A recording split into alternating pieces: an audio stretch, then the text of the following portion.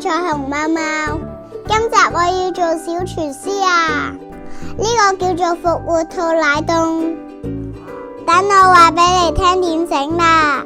我係喺朝頭早整嘅，一齊去片睇下啦。而家介紹下材料，首先有100ml 嘅牛奶，第二個係淡忌廉75克，跟住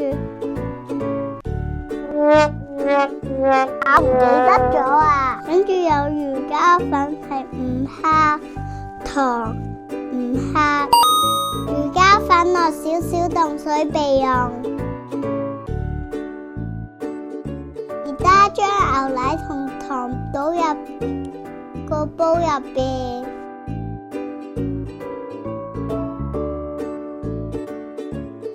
將牛奶煮熱佢。而家加入淡忌廉，將佢撈勻佢。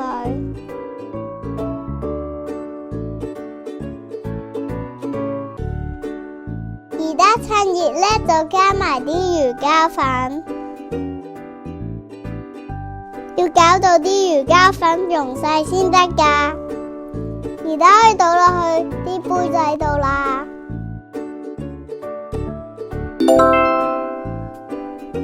我哋而家試整埋紫色，呢個係紫薯粉。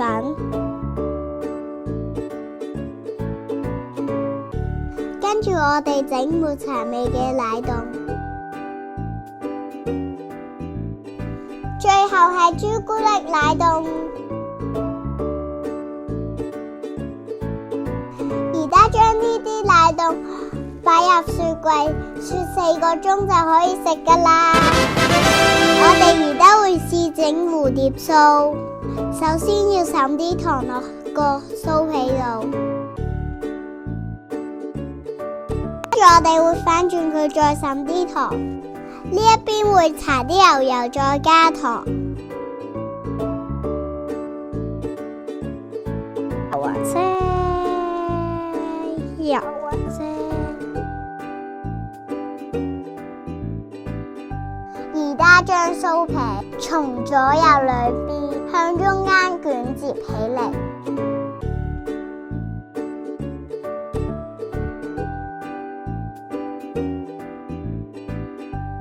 左右兩邊都要一樣㗎，唔好學我哋啊！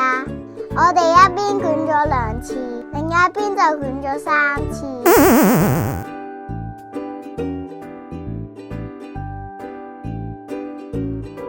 中間要留啲空位，咁先可以將兩邊疊埋一齊。而家將佢放返入雪櫃，雪半個鐘。雪翻硬少少先至切，半個鐘頭之後，而家可以將酥皮切開一件件，每一件嘅厚度相同。而家將深深嘅底部點一點，等佢變尖尖地。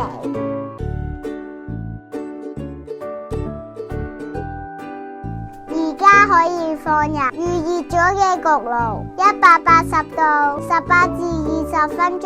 睇下佢哋開始變大啦！哇，咁快蝴蝶酥就完成啦！啱啱好可以喺返學之前試食一嚿啊！呢嚿，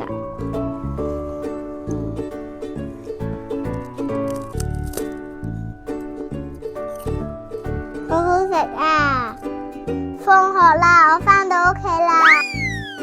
奶凍已經雪好咗啦，我揀咗紫薯味，哥哥揀咗朱古力味。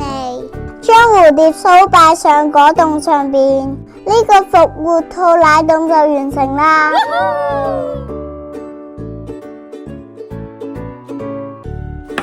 好，我哋全部都試晒味啦，邊個最好食啊？